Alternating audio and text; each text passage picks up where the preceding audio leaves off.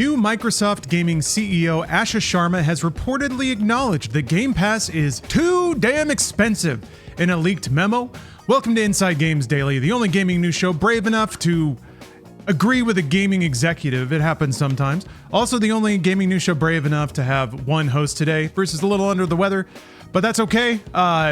We've proven mathematically that I am as smart as a CEO based on this one agreement. So let's get into the episode. Let's see how rambly I get today. There's actually been a lot of chatter about Game Pass in recent days online, the biggest of which is also the most obvious. The Verge grabbed an internal Xbox memo in which Microsoft gaming CEO Asha Sharma acknowledged that, yeah, Game Pass is too expensive these days. In the memo, Sharma writes that, quote, Game Pass is central to gaming value on Xbox. It's also clear that the current model isn't the final one. Short term, Game Pass has become too expensive for players, so we need a better value equation. Long term, we will evolve Game Pass into a more flexible system, which will take time to test and learn around. I don't know what flexibility means in that context. Hopefully it's not some kind of like a la carte publisher thing where I can grab like groups of games. It's kind of already like that. I don't know. I think the one thing they need is less complexity with Game Pass product messaging, but hey, I'm not the executive here. This acknowledgement from Sharma follows just an astronomical Game Pass price hike last year when Game Pass Ultimate jumped from $20 to $30 a month.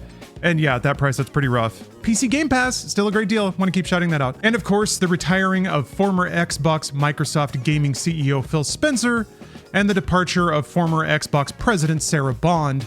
You could see why people are looking for evidence of some kind of sea change or strategy pivot. We don't really know what that's going to be yet. Sharma did reference this online chatter about Game Pass changes, saying that she will, quote, go deeper with Xbox employees next week on this subject. But what is all that chatter? What are these rumors? You know, like I said, it's pretty natural to expect some policy changes after a change in department leadership, but what will those changes be? What do they mean?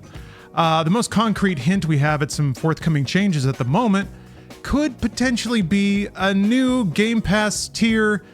This is just what we needed, right? I don't know. I think Game Pass is already kind of it should be a very simple value proposition, but it's become a complicated one. But these rumors come from X account RedPHX. They data mined references to something called Triton, and that's attached only to games from Xbox Studios. They found this back in March. That could imply that there's some new Game Pass tier that only has Xbox Game Studios games in it. But in reality, it's hard to imagine how that makes sense. So all of the games listed that have this Triton identifier attached to them are already in Game Pass Essential, and that costs $10 a month. Now, Game Pass Essential does have a bunch of other games in it too. So what's the idea here? There's a tier that's even cheaper than that only has Xbox games, so even fewer games for maybe $5 a month? It's hard for me to imagine that a $5 tier would be such a significant mover that it would be worth adding a whole new tier and marketing it and trying to make people understand why there's something even cheaper than the cheapest option now. So I don't really see, that doesn't make sense to me in terms of a product rollout or even a value proposition.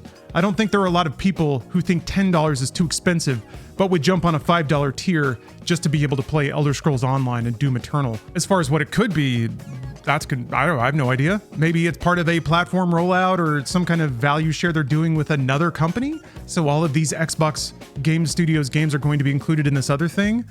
I'm not sure. I guess we'll have to see. Again, I just really hope that they simplify the messaging instead of complicate it. But apart from that, Windows Central's Jez Corden has several suggestions about the future of Xbox, all of which he discussed on the XB2+1 podcast earlier this week. That podcast is behind a paywall currently, but they've released several promotional clips, and a lot of those kind of imply a bunch of interesting things about Xbox. So for starters, Corden said he's heard there's a possibility that Xbox might remove Call of Duty from Game Pass. There was a lot of reporting about this, about the sales that Xbox lost. Not a lot of reporting about the Game Pass subscribers that were gained, because I guess it's a lot easier to consider it all money lost instead of offset by new subscribers. But if we consider that the price hike last year from $20 to $30, if that was meant to offset any lost sales by onboarding Call of Duty to Game Pass, then offboarding it could remove some of that profit earning pressure from Game Pass subscriptions and allow them to ratchet the price back down. Then again, that would be a departure from Game Pass's promise that all first-party games would be available day one, and that's a program feature that Phil Spencer repeatedly touted during his run as Xbox head. So it would be complicating the messaging of Game Pass a little bit. It's another weird kind of edge case. Oh, you get all our games except for Call of Duty. That's over there. Of course, they can come up with some kind of version of Call of Duty that's on Game Pass, some free-to-play, some pared-down version that doesn't include the campaign or something. It doesn't include multi. I don't know. I'm sure that these discussions are happening all the time. And it sounds like Jez Corden has gotten wind of some of them. So I'm certain that people at Microsoft are discussing how to leverage Call of Duty to maximize profits, but also encourage Game Pass subscriptions. They've tried that. They tried putting Call of Duty on Game Pass. They have the data now. So now they're going to tweak. They're going to value optimize. And for all I know, removing it from Game Pass could be something that they try. Corden also indicated that Xbox is reconsidering its stance on platform exclusivity, suggesting that Xbox could return to more traditional exclusives. I suppose that could mean that if a game is truly exclusive to Game Pass on Xbox platforms, then that would theoretically increase the value of Game Pass and justify a higher price, but that's not really what Sharma's talking about in terms of trying to get the cost down. So I'm not quite sure how returning to exclusives reflects on that. Corden's not suggesting that it does, by the way. I'm kind of talking about it in that context. But that's even if it's really true. I don't know. That implication was quickly countered by potentially reputable insider Sneakers SO on the NeoGAF forum, who posted, quote, "There has always been a discussion about exclusivity happening in some form or fashion. It's never coming back." That feels likely to me on both counts. I can see that there are always rolling discussions about exclusivity at Xbox. I can, in my mind's eye, imagine many executives who every 3 months send the same email with the same questions and have the same discussions because they figure that's what their job is. I don't know, maybe I'm projecting too hard there, but yeah, I can for sure see this quarterly meeting where we have to reevaluate all these decisions and discussions we've already had. And in more Game Pass chatter, Corden also hinted that the pressure that Phil Spencer faced in raising the Xbox division's profit margins has backed off a little. And, that would clearly open up space for Asha Sharma to lower prices. Corden explained that, quote, "This has given Xbox extra breathing room to work on features and systems that aren't directly tied to profitability." Okay, and those are all the rumors we've got so far. Let's dig into it a little bit. Let's do some armchair corporate strategizing. The biggest thing to me and the thing that makes the most sense is that Microsoft has potentially backed off of insisting higher profit margins out of the Xbox division. To me, this is partially tied with a sort of changing of the guard in both a human sense and a strategy sense. So Phil Spencer had a pretty long run leading Xbox and had years to implement his strategy. It's sort of natural, both from the top down and the bottom up, to expect increasing performance year over year and to also promise increasing performance year over year. So if you're Phil Spencer, your job is to deliver bigger sacks of money to the people up the executive chain.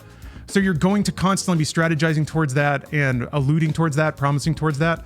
We know from the lawsuit that he had very lofty ambitions for how many Game Pass subscribers he was going to get. So if Xbox leadership bought into that and he didn't deliver those numbers, then it's natural that Xbox leadership would be like, well, you promised us this, so we're going to hold you to account for that. And then he's got to find that money somewhere by laying people off and raising prices. If you swap that rollout with a new employee, Asha Sharma, it's natural that there's a reset of expectations there. It's a new person. They're probably coming in at a lower salary. They're promising maybe lower results. So you have lower expectations just because you're resetting everything. You got to reset the executive clock. But also on a corporate strategy level, she's got, what are we looking at? Like a year and a half maybe until the launch of Project Helix. Of course, those timelines can change, but it's clear that Microsoft leadership has bought into whatever strategy she intends to execute in the lead up to the launch of Project Helix. And part of that buy-in means that people need time to pivot. And that means that you're not going to be earning money from day one, really, if you have a new plan or a new strategy. I think what's also more likely is that they need to give Sharma the time to implement the strategy that they want implemented in the Xbox division, possibly some kind of shadow link to AI and all that. We don't really know what that looks like yet, but I have some theories, but that's maybe for another ramble. So what could that strategy be? If Sharma's going to try to bring down the cost of Game Pass, while also leading up to this hybridized PC console experience of Project Helix. What does that look like? And this is when it gets messy, when I try to gamecraft what Xbox could do that they haven't already done. I think that's the crazy part. They already had cheap prices and cheap hardware back in 2020 with the Xbox Series S, and it didn't work. Nobody bought it. Nobody signed up to Game Pass in droves through that system. Instead, a lot of the core gamers resented it for holding back games on the Xbox Series X. It became a laughingstock because Baldur's Gate 3 wasn't on Xbox. So that didn't work at all. Having a cheap product with cheap games for some reason. What they can do, and this goes back to what I was kind of hinting at earlier, is they can fix their messaging. Game Pass right now is kind of wordy and complicated. It's got 3 tiers plus another tier on PC, and all of those have weird Venn diagrams of overlapping game access. Right now, it feels like a very PC experience. You have to research, there's a lot of buzzwords, you get hit with all these prices, you're not sure what you're really getting. I think the Everything is an Xbox campaign was meant to address that, even though it was not very successful. But this idea that, yeah, Xbox is now an ecosystem, Xbox is just a login screen behind which all of your games set, and all you have to do is get to that login screen through any glowing rectangle you have. I can understand it. It was an attempt, I think, to minimize, to flatten, to simplify the Xbox product experience. I don't think it quite succeeded at that, and they've also moved on from that. I don't think that's necessarily a failing of the campaign, but hey, we're armchair strategizing here. So what I'm arriving at, for the next console to succeed and potentially bite into a new audience, they have to unify everything about their experience into a single, powerful value proposition. So a cheap hardware platform that has the ease of use of a console maybe costs like $200 to $300, something that you can sell to a family, kind of like the Next Playground, but then also gets families, which means Gen Alpha and Gen Z playing with their parents and experiencing these new kinds of games. Now, Sharma can throw a lot of money into a giant pile and set it on fire chasing this, can heavily subsidize hardware, can heavily subsidize software, just to get this new vision of a console into people's living rooms and get new players playing on the Xbox ecosystem versus something like Roblox, which is really, I think, the enemy to Xbox. Setting money on fire is sort of what Phil Spencer did. I mean, we learned in the lawsuit over the Activision acquisition that the Xbox division was profitable. So it's not like he convinced Microsoft to just give him blank checks. He was operating that division, financially responsibly. He made some awfully big moves in terms of subsidizing Game Pass. It was really cheap for a long time. And also pushing the acquisitions of Bethesda and also Activision Blizzard through. Those are huge gets. I think those are why Microsoft is not interested in shutting down or sunsetting the Xbox brand. You have things like Call of Duty, Candy Crush, World of Warcraft. Those are all money makers that make it worth just keeping a division operating. But in terms of delivering this explosive subscription growth and potentially moving Xbox from a hardware manufacturer to a service provider, which is I think it's pretty clear that's where they want to be, that will require successfully branding Game Pass to reach wider audiences, and I think specifically younger, bigger audiences. How Asha Sharma is planning to square that circle, I'm not sure. It'll be really fun to watch. I think the most fun bit will be is if we just get totally surprised. Some new thing out of left field, some new strategy. And I'd like to see it work. I'd like to see gaming spread, and I'd like to see more people play more games. And that's what we're here about. So it'll be really fun over the next year and a half to watch whatever these strategy changes roll out. If there are any, I have to imagine there will be a few. Just like I hope you enjoyed watching this episode of Inside Games. I love rambling about game stuff, and I always appreciate if anyone wants to take time out of their day to join me for that, so thank you for doing it. If you enjoyed the episode, consider subscribing, recommending the show to a friend. And if you really enjoyed it, we have a Patreon as well. We post all of our content there for free and a nice, easy-to-see role if you just want to listen to all of our gaming coverage. And every episode has a spicy, hand-picked meme just from me to you.